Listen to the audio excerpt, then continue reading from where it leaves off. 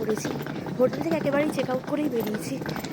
আমাদের যে গাড়ি সেটা ভানু ভবনের ওদিকে দাঁড়িয়ে আছে, তো সেখানেই যাচ্ছি। খুব কষ্ট হলো, যেহেতু আমাদের হোটেলটা অনেক নিচে ছিল। তো আজকের হোটেলটা আমরা নিয়েছি একদমই ম্যানেল পাশে, রিং মলের মধ্যে। তোমাদেরকে দেবো ওখানকার হোটেলের রুম টুরও দেবো আমি তোমাদেরকে।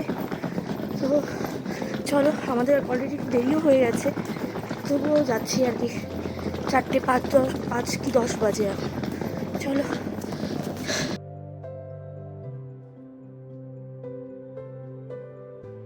তো আমাদের টাইগার হিলের জন্য বেরোতে বেরোতে বেশ অনেকটাই লেট হয়ে গেছিলো। আর যেহেতু এখন পিক সিজন, তাই জন্য এখন গাড়ির ট্রাফিকটাও বেশি টাইগার হিলের জন্য। তো দেখো আমাদের সামনেও অনেকগুলো গাড়ি যাচ্ছে। তো আগেরবার যখন আমরা এসেছিলাম তখন একদম উপর অব্দি গেছিলো আমাদের গাড়ি, যেহেতু তখন আমরা ফেব্রুয়ারিতে গেছিলাম, আর ফেব্রুয়ারি অফ সিজন। তো এখন বুঝতে পারছি না যে আমাদের এমনি দেরিটা হয়ে গেছে, আর গাড়িটা কোথায় রাখবে, কতটা আমাদের টাইগার হিলে গিয়েও হেঁটে যেতে হবে। তো চলো দেখা যাক।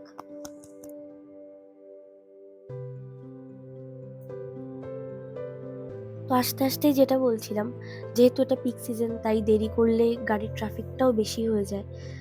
তো আমাদেরও যেহেতু একটু দেরি হয়েছিল, যার কারণে আমাদের গাড়িটাও বেশ খানিকটা নিচে আছে, আর তার উপরে তো অনেক গাড়ির লাইন। তো আমরাও কিছুটা হেঁটে উপরে উঠেছি। তো এখনো সানরাইজ হয়নি, এখনো অল্প অল্প হচ্ছে।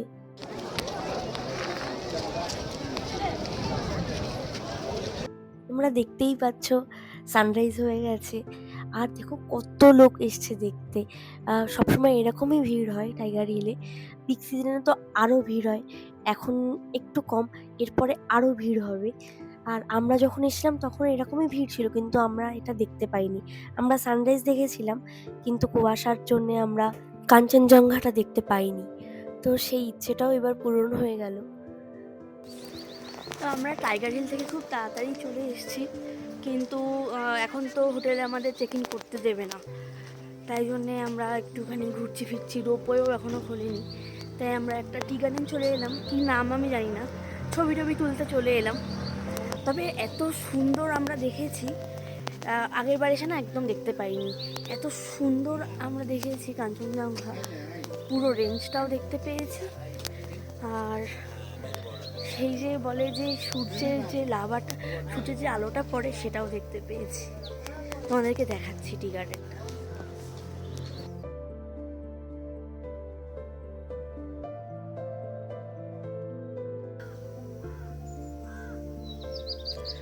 ওই জায়গাটায় হয়তো, এই জায়গাটায় হয়তো বোধহয় বসার কিছু একটা আছে।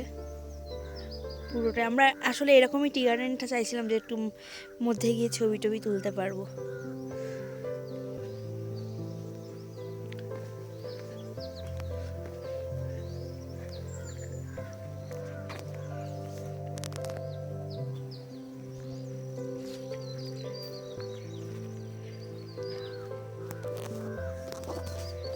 এরকম করে ছবি টবি তুলতে পারবো, সেরকমই চাইছিলাম আমরা।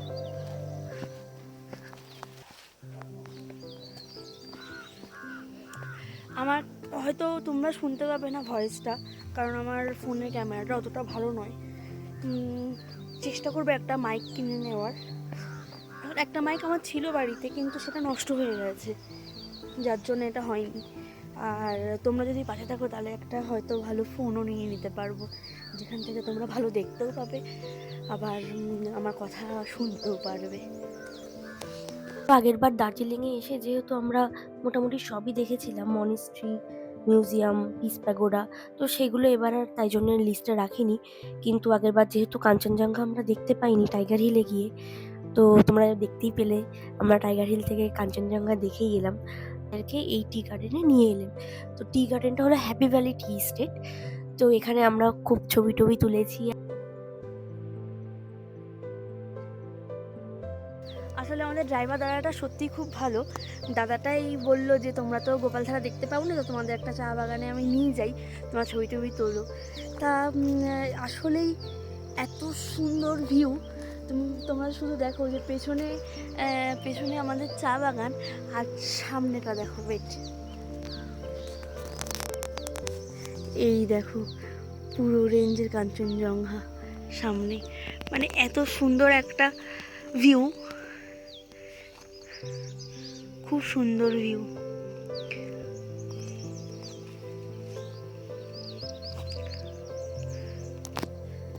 আর পুরো চা বাগানটাতেই না এখন কেউ নেই, কোনো লোক নেই, আমরা ছাড়া কোনো লোক নেই এখন চা বাগানটাতে। এখন বাজে হলো 7:30 মতো। মানে আর এখানে তো এখন রোদ টোদ উঠে গিয়ে সব কিছু উঠে গেছে, কিন্তু এই যে রোদের মধ্যেও এত সাত সকালে কখনো যে চাঁদ দেখতে পাবো এটা আমরা কখনো ভাবিনি। মানে আমরা কলকাতার মানুষ তো কখনো ভাবিনি, চিন্তাই করতে পারি না যে আমরা সাত সকালে উঠে চাঁদ দেখতে পাবো। এমনিতেও চাঁদ খুব একটা বেশি দেখা যায় না, আর সাত সকালে উঠে তো দেখার প্রশ্নই আসে না। কিন্তু বেটা শেখ,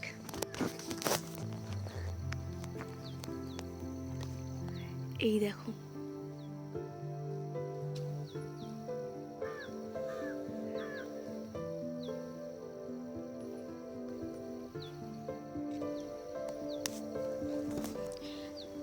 মানে আমি তো ভাবতেই পারছি না যে আমরা সবাই যারা যারা এখানে আছি, আমাদের পুরো টিমটা, আমরা সবাই দেখে অবাক। এখানে টি গার্ডেন, সামনে কাঞ্চনজঙ্ঘা, আকাশের চাঁদ, এদিকে সূর্য। আমি জানি না আর কি ভিউ পেলে সেটা পারফেক্ট ভিউ বলে। রোপওয়ের টাইমিং অনলাইনে 10টা লেখা থাকলেও এরা 10:30 থেকেই টিকিটটা ছাড়ে, আর সেই টিকিটের জন্য লাইন কিন্তু 7:30টার পরই পড়ে যায়। তো আমরা 7:45টার দিকে এসেছিলাম লাইন দিতে, তখন আমাদের সামনে একজনই ছিল। তো এখন দেখো কতজন চলে এসছে, অন্তত 100 জন তো হবেই আমাদের পেছনে এখন। আর এখন সবে 9টা বাজে। তো 2.5 ঘন্টা লাইনে দাঁড়ানোর পর সব থেকে ফার্স্ট গ্রুপ আমরাই ছিলাম। রোপওয়েতে 6 জন করেই ওঠায়, কিন্তু যারা লাইনে দাঁড়াচ্ছ রোপওয়ের তারা একটু খেয়াল রাখবে, কারণ আমরা গিয়ে না একটা স্ক্যাম দেখলাম। আমাদের সামনে যিনি দাঁড়িয়েছিলেন সেই ভদ্রলোককে ওনারা টিকিটটা দিলেন না, না দিয়ে আমাদেরকে আগে ছেড়ে দিলেন। দেওয়ার পরে পাশ থেকে, তারা লাইনেও ছিল না, ওনাদের হয়তো চেনা জানা হবে, তাদেরকে টিকিটটা দিলেন, দিয়ে তারপর ভদ্রলোককে টিকিটটা দিলেন। তো এইগুলো তো সত্যি স্ক্যাম, কারণ আমরা 2.5 ঘন্টা 3 ঘন্টা লাইনে দাঁড়ানোর পরে যদি সেই টিকিটটা না পাই, আর সব থেকে অপরাধ ফার্স্ট যিনি ছিলেন তিনিই টিকিটটা পেলেন না। তিনি তো আমাদেরও আগে এসেছিলেন, আমরা তো সেকেন্ড লাইন ছিলাম। তো জানি না এইগুলো কেন করেন এগুলো।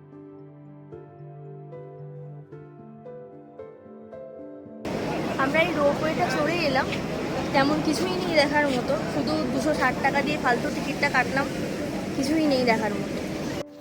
আমরা যে আজকে হোটেলটাতে থাকবো তার নাম হলো summit Montana resort and hotel, ঠিক আছে? তো সেটা রিং মলের মধ্যে, তোমাদেরকে রিং মলের মধ্যে থেকে আসতে হবে, রিং মলের মধ্যে দিয়ে আসতে হবে, এসে সেখান থেকে তোমাকে রিসেপশনে যেতে হবে, গিয়ে সমস্ত পেপার ওয়ার্ক তোমাকে করতে হবে, করলে তোমাকে দিয়ে দেবে।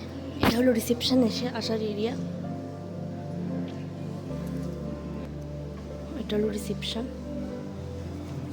আমাদের রুমটা একদম 3rd ফ্লোরেই দিয়েছে, যেহেতু আমাদের ভিউ রুম ছিল। তোমাদের একবার রুম টুরটা দিয়েছি।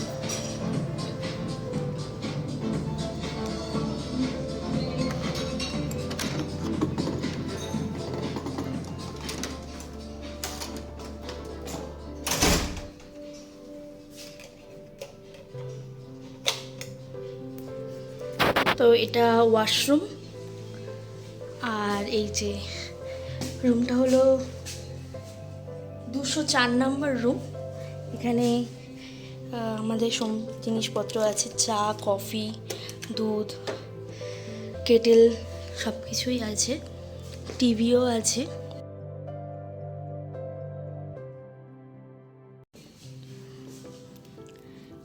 এখানে একটা স্টাডি টেবিল, ওটাও একটা টেবিল ছোটোখাটো। এটা হলো, এই ঘরটা হলো sofa cum bed view room. তোমাদের ভিউটাও দেখিয়ে দিই।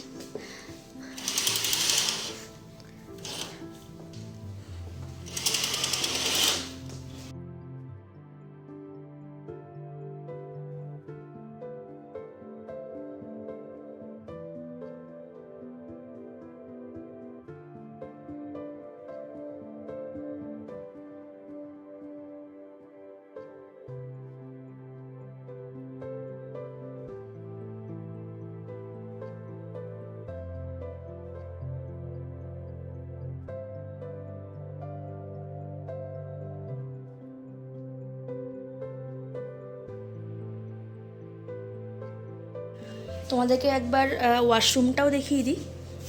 ওয়াশরুমটা হলো এখানে, পরিষ্কার পরিচ্ছন্ন, একদম নিট অ্যান্ড ক্লিন। এখানে তোমাদেরকে দিয়ে দেবে কিছু ডেন্টাল কিট, এখানে জল, হেয়ার ড্রায়ার, যেটা এখানে অনেক হোমস্টে বা হোটেলে পাওয়া যায় না, টাওয়েল আছে, হ্যান্ড ওয়াশ আছে, সবই আছে। এটা স্নানের সবই এখানে কমপ্লিট। এখানে শ্যাম্পু দিয়ে রেখেছে, শ্যাম্পু কন্ডিশনার।